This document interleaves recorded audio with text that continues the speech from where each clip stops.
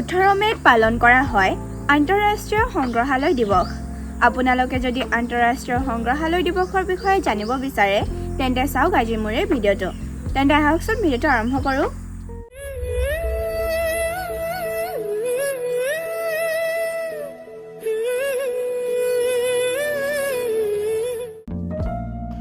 মে' আন্তঃৰাষ্ট্ৰীয় সংগ্ৰহালয় দিৱস।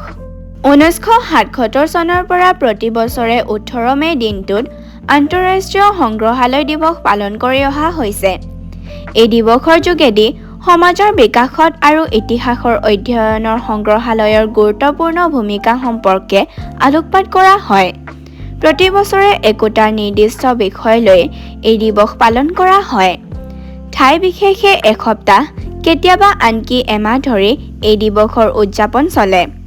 বিভিন্ন আলোচনা চক্ৰ, প্ৰদৰ্শনী আদিৰে অন্যতম আকৰ্ষণীয় হৈ পৰে সংগ্ৰহালয় দিৱসৰ কাৰ্যসূচী।